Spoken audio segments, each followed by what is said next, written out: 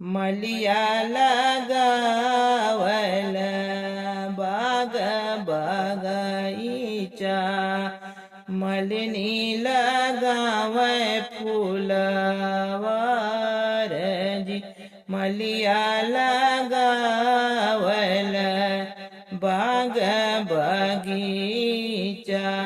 मलिनी लगावे फूलवर जी घोड़वा चढ़ली आवे दुल्हे कावन रामा भैन फुलवरिया में खा जाई जी घोड़वा चढ़ली आवे दुल्हे कावन रामा धाई फुलवरिया में जाय जी अपने महालिया से निकरी मालिनिया हो दुल्हे के देखई ठाढ़ी जी अपनी महालिया से निकरी मालिनिया हो दुल्हे के देख से ठाढ़ जी कवन जरूरत तुहके पड़ी है दुल्हे रामा आया है बड़े भीनु सारज कवन जरूरत तुहके पड़ी है दुल्हे रामा आया है बड़े भीनु सारज इतनी बचन जब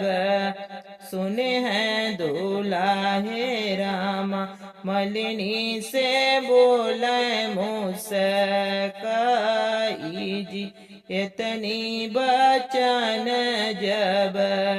सुने हैं दुल्हे रामा मलिनी से बोले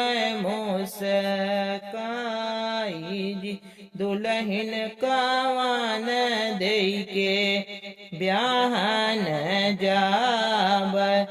मौरू बनौह झोपेदार जी दुल्हन कावन दे के ब्याहन जाब मौरू बनैह झोपेदार जी पीछे गुछु मलिनी आलर झालर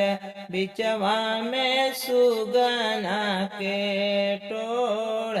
जी आगे पीछे गुछु मलिनी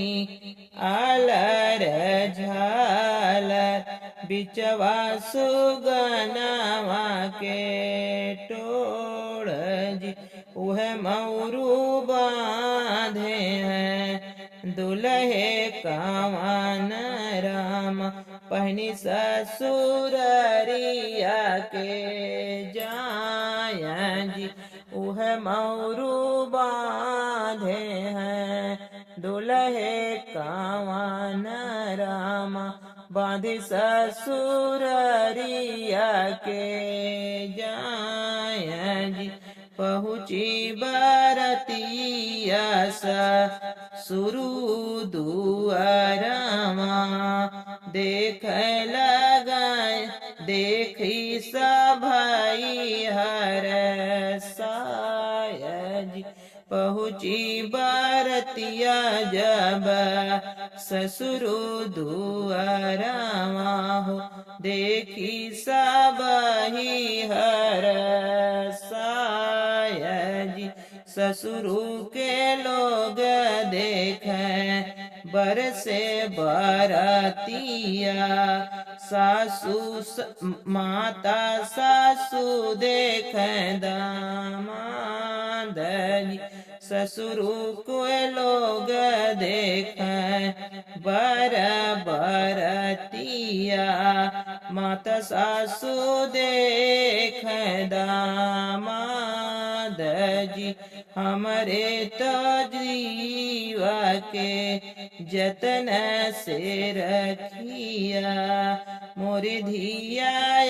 लप सुकुआर जी हमरे जो धियावा के जतन से रखिया मोरी धिया लप सुकुआर जी हमरे बिटियावा के